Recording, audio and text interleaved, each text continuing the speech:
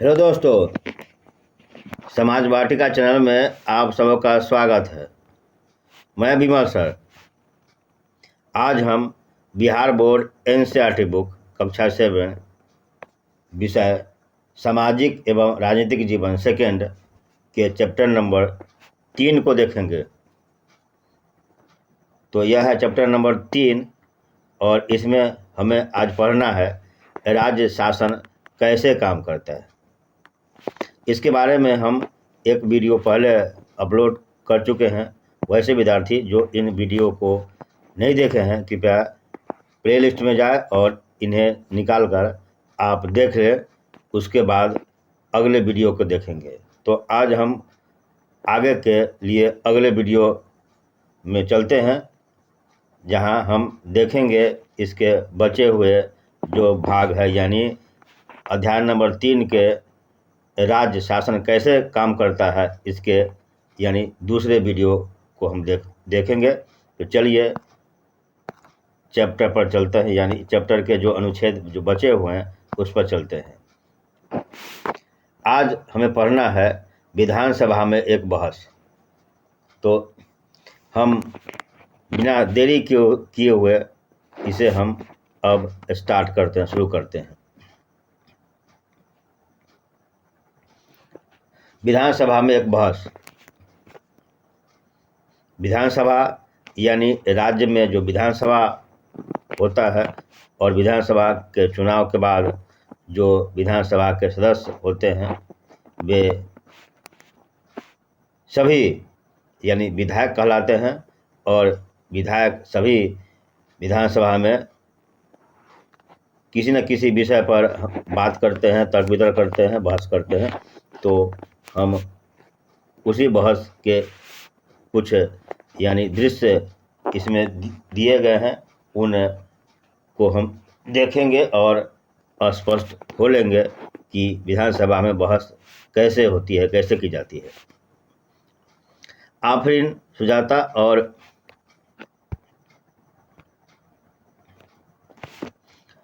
उनके विद्यालय के कई अन्य विद्यार्थी ने विधानसभा देखने के लिए राजधानी की यात्रा की।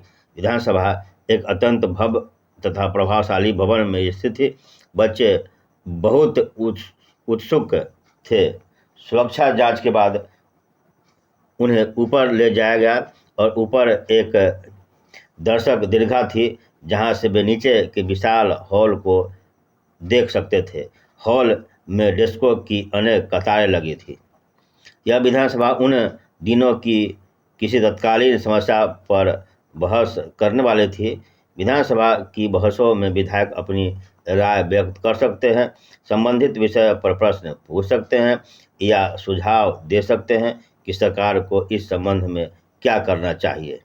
सदस्य इस विषय पर जो भी प्रतिक्रिया करना चाहे कर सकते हैं। इसके बाद मंत्री प्रश्नों के उत्तर देते हैं और सदन को आश्वस्त करते हैं कि जरूरी कदम उठाए जा रहे हैं। मुख्यमंत्री और अन्य मंत्रियों को निर्णय लेने होते हैं और सरकार चलानी होती है। हम प्रायः उन निर्णयों के बारे में सुनते हैं या समाचार चैनलों अथवा समाचार पत्रों में उन्हें देखते हैं और पढ़ते हैं। हालांकि जो भी निर्णय लिए जाते हैं उन्हें विधानसभा के सदस्यों द्वारा अनुमोदित किया जाना होता है। लोकतंत्र में विधानसभा सदस्य मंत्रियों और मुख्यमंत्री से प्रश्न पूछ सकते हैं, किसी महत्वपूर्ण विषय पर बहस कर सकते हैं, निर्णय ले सकते हैं कि धन कहाँ खर्च किया जाना चाहिए आदि। इस तरह मुख्य अधिकार उन्हीं का होता है। चलिए इसमें विधायक पहला क्या बोलते हैं इसके बारे में देखते हैं। यानी विधानसभा में बहस हो रही है और सभी विधायक बैठे हुए हैं, जिनमें पहला विधायक खड़ा होकर बोलते हैं। अखन गांव के मेरे निर्वाचन क्षेत्र में पिछले 3 हफ्तों में हैजे के कारण 15 लोगों की मृत्यु हो चुकी है। मेरे विचार में सरकार के लिए यह बड़ी शर्मनाक स्थिति है। वह सरकार जो अपने को प्रौद्योगिकी में सर्वश्रेष्ठ घोषित कर रही है, हैजे जैसी साधारण बीमारी को रोकने में असफल रही है। मैं स्वास्थ्य मंत्री का ध्यान इस ओर आकर्षित करना चाहूँगा कि वे स्थिति को नियंत्रण में लाने के लिए तत्काल जरूरी कदम उठाए। तो एक विधायक महोदय आकर अपने क्षेत्र में जो समस्याएं हैं उसको बता रहे हैं, यानी हैजा के बारे में बता रहे हैं कि उनके क्षेत्र में हैजा फैला हुआ है, जिस पर स्वास्थ्य मंत्री का ध्यान होना चाहिए और समुचित उपाय करने चाहिए। अब विधायक 2 यानी दूसरा विधायक का प्रश्न है, जिससे हम देखते हैं। मेरा प्रश्न यह है कि सरकारी अस्पतालों की दशा इतनी खराब क्यों है? सरकार जिला अस्पतालों में डॉक्टरों व चिकित्सा कर्मचारियों की ठीक से नियुक्ति क्यों नहीं कर रही है? मैं यह भी जानना चाहूँगा कि सरकार इस स्थिति का सामना किस प्रकार करने जा रही है।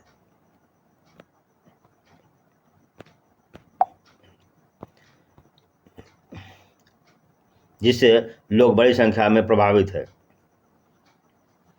और यह संख्या बढ़ती ही जा रही है। अब यह महामारी का रूप ले चुके हैं। तो इसमें यानी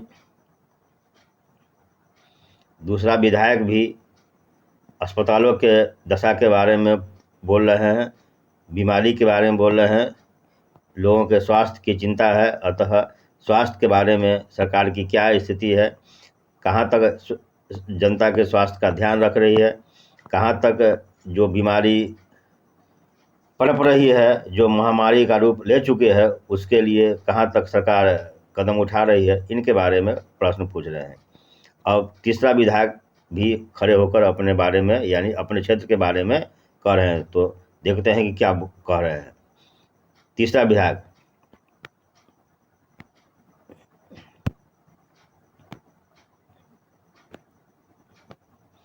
मेरे निर्वाचन क्षेत्र तोलपट्टी, इनका निर्वाचन क्षेत्र तोलपट्टी है।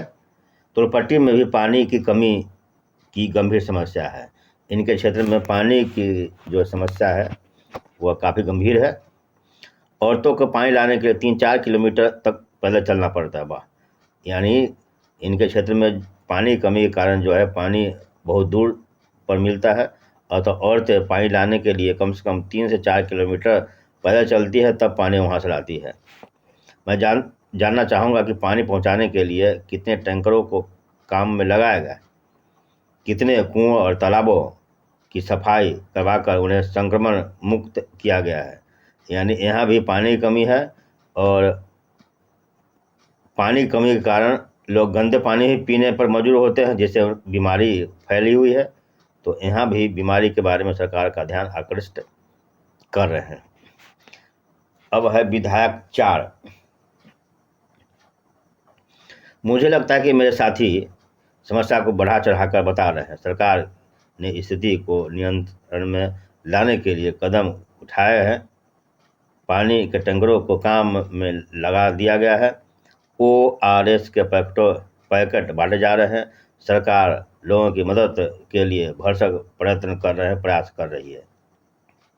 तो ये चौथा विधायक जो है, ऊपर का 1, 2, 3 तीनों विधायक जो है विपक्षी दल के हैं, यानी जो सत्ता में नहीं है उस दल के विधायक हैं। लेकिन लगता है कि चौथा विधायक जो है वह सत्ताधारी दल के हैं, अतः वे सत्ताधारी दल के बचाव के पक्ष में बोल रहे हैं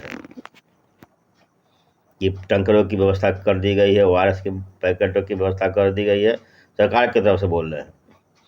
तो विधानसभा में जो बहस होता है उसमें सरकार के विरोध में भी बोलने वाले होते हैं, उनके पक्ष में भी बोलने वाले होते हैं, सभी मिलकर तर्क वितर्क करते हैं, और इस तरह बहस जो है आगे बढ़ता चला जाता है। अब विधायक नंबर 5 ये क्या बोलते हैं, इनको देखें। हमारे अस्पतालों में सुविधा की हालत बहुत खस्ता है। कई ऐसे अस्पताल हैं जिनमें कोई डॉक्टर नहीं है और चिकित्सा कर्मचारी पिछले कई सालों से नियुक्त ही नहीं किए गए हैं। दूसरे अस्पताल में डॉक्टर लंबी छुट्टी पर चले गए हैं। यह शर्मनाक स्थिति है। मेरे ख्याल में हालात बद से बदतर होते जा रहे हैं। हम यह कैसे सुनिश्चित करने वाले हैं कि प्रभावित क्षेत्रों के सब परिवारों तक ORS के पैकेट पहुंच जाए। तो ये भी अपने क्षेत्र के जो समस्या है, उनके अस्पतालों की जो समस्या है, अस्पताल में जो डॉक्टर नहीं रहते हैं, वह वैसी समस्या को लेकर सरकार के सामने अपना विचार व्यक्त कर रहे हैं कि कर्मचारियों की कमी है। सालों से कोई भी कर्मचारी यानी चिकित्सा कर्मचारी की नियुक्ति नहीं हुए हैं, और है भी तो वे लंबी छुट्टी पर चले गए हैं, जिससे काफ़ी स्थिति खराब हो गई है। अब देखते हैं कि छठा विधायक जो है वह क्या कहते हैं। विरोधी पक्ष के सदस्य बिना वजह ही सरकार पर दोषारोपण कर रहे हैं। तो यह बेचारे जो है छठा, वह सरकार के पक्ष में है, जो विरोधी दल के विरोध में अपना वक्तव्य दे रहे हैं। पिछली सरकार ने सफाई पर कोई ध्यान नहीं दिया था। पिछला दफा दूसरा दल का सरकार रहा होगा, इसलिए यह बेचारा जो है पिछली सरकार पर दोषारोपण कर रहे हैं। अब हमने कई वर्षों से चारों तरफ फैले कूड़े करकटों को साफ कराने का अभियान शुरू किया है। तो बेचारे जो सत्ताधारी के हैं विधायक, और कह रहे हैं कि पहले वाले जो हैं वे कोई सफाई नहीं किए हैं, तो अब हम उसका सफाई कर रहे हैं, यानी जो भी गंदगी है उसका सफाई हम कर रहे हैं।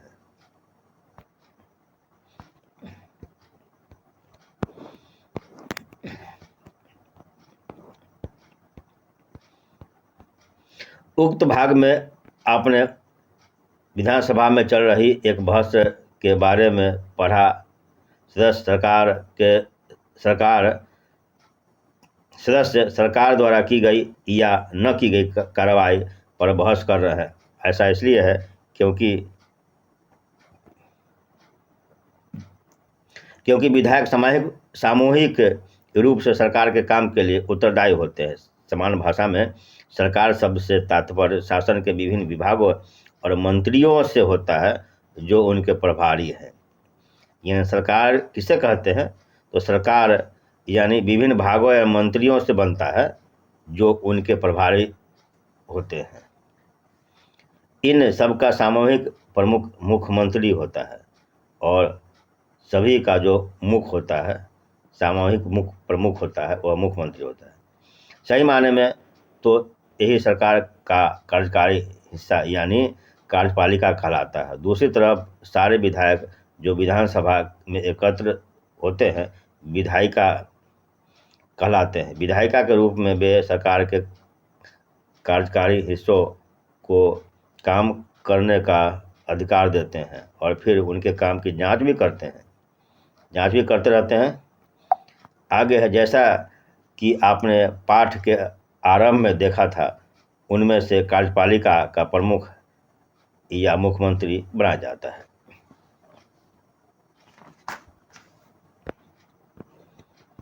तो आज का वीडियो हम यहीं समाप्त करते हैं, लेकिन चलने से पहले आपसे फिर आग्रह है, रिक्वेस्ट है कि इस वीडियो को आप लाइक और शेयर जरूर करते चले, तथा इस चैनल यानी समाज वाटिका चैनल को आप सब्सक्राइब कर दें। तो आगे हम देखेंगे शासन की कार्य प्रणाली, इसे हम अगले वीडियो में देखेंगे। तो इस वीडियो को हम यहीं समाप्त करते हैं और मिलते हैं अगले वीडियो में, जहां इस अध्याय के जो बचे हुए भाग है उसको हम देखेंगे, उसके बारे में समझेंगे। तो चलिए मिलते हैं अगले वीडियो में, तब तक के लिए जय हिंद, जय भारत।